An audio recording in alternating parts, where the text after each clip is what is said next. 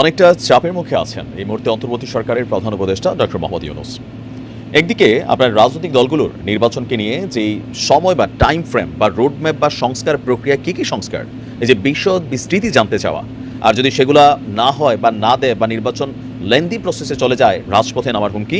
অপরদিকে সমন্বয়করাও তাদের কিন্তু যেই পাওয়ার ছিল, ব্যাকগ্রাউন্ড স্টুডেন্টস পাওয়ার, সেখানে কিন্তু অনেকটাই ঘাটতি হয়ে গেছে। উত্তরবঙ্গের বন্যা নিয়ে তারা আলাদা কোনো ওইভাবে ত্রাণ কালেকশনের জন্য এবার টিএসসিতে আর জায়গা করে নাই। অনেকে বলছে যে এবার করলে 10 লাখ টাকাও তারা পাবে না। অপরদিকে ভিপি নূর বলছে যে সমন্বয়করা যদি এখন ডাক দেয় তাহলে পেছনে নাকি 1000 ছাত্র তারা খুঁজে পাবে না। তবে এতটা খারাপ দিন আসে নাই, এখনো এতটা খারাপ হয় নাই। তো যাই হোক, এই মুহূর্তে চাপে থাকা ডক্টর ইউনূসের সরকার নতুন একটা পদ্ধতি গ্রহণ করছেন রাজনৈতিক দলগুলোকে শান্ত করার জন্য। পাশাপাশি যে সংস্কার প্রক্রিয়া চলমান আছে, সেই সংস্কার প্রক্রিয়াতেও রাজনৈতিক দলগুলোর পরামর্শ বা তাদের গাইডলাইন বা রিকোয়ারমেন্ট হিসাবে যদি কোনো কিছু থাকে, সেটা নিয়েও সংস্কারের মধ্যে কানেক্ট করতে চান ডক্টর মোহাম্মদ ইউনূসের সরকার। তো প্ল্যান বি মনে হচ্ছে এই মুহূর্তে রাজনৈতিক দলগুলোর সাথে আবারও আপনার বৈঠক শুরু করতে যাচ্ছেন আমাদের প্রধান উপদেষ্টা।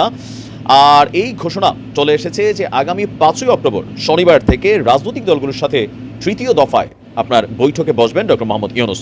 এতে প্রধান রাজনৈতিক দলগুলোকে দাওয়াত দেওয়া হবে। আর এটা জানিয়েছেন প্রধান উপদেষ্টা যিনি প্রেস সচিব আছেন শফিকুল ইসলাম। আজকে তিনি বলছেন যে আগামী 5ই অক্টোবর থেকে রাজনৈতিক দলগুলোর সাথে আলোচনা হবে। 6 সংস্কার কমিশনের কাজের অগ্রগতির ব্যাপারে রাজনৈতিক দলগুলোকে অবগত করা হবে, তাদের কাছ থেকে পরামর্শ নেওয়া হবে। আইন শৃঙ্খলা বর্তমান যে পরিস্থিতি আছে সেটাও তাদেরকে অবগত করা হবে।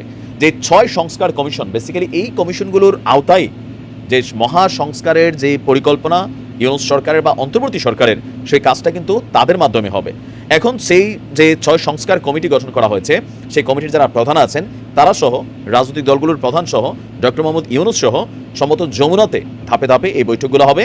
আর এতে আওয়ামী লীগ ছাড়া যতগুলো রাজনৈতিক দল আছে সবাইকেই কিন্তু এখানে দাওয়াত দেওয়া হচ্ছে আর তাদের পরামর্শ নেওয়া হবে।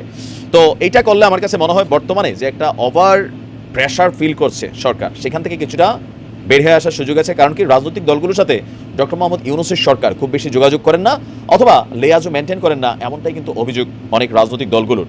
আবার ধরেন ভিপি নূর সহ আবার অনেকেই মনে করছেন এই উপদেষ্টা পরিষদে তাদেরকে কানেক্ট করা দরকার, মানে বিএনপি, জামাত, ভিপি নূরের দল, আরও যে দলগুলো আছে সেখান থেকে চরমোনাই, হেফাজত ইসলাম, প্রত্যেকটা দল থেকে 2-1 জন মানুষ করে উপদেষ্টা পরিষদে বসায় তারপরে এই সরকারের পরিস্থিতিরা আরেকটু বড় করে তারপর হচ্ছে কার্যক্রমগুলো চালায় যাওয়া। বাট কোথাও না কোথাও ডক্টর মোহাম্মদ ইউনূস এবং তার যেই অন্তর্বর্তীকালীন সরকাররা আছেন, মানে উপদেষ্টারা আছেন, তারা কিন্তু এই পদ্ধতিগুলোতে বা এই যে নানান পরামর্শ আসতেছে এমনে সেমনে, এগুলোকে কিন্তু খুব বেশি ফোকাস করছেন না।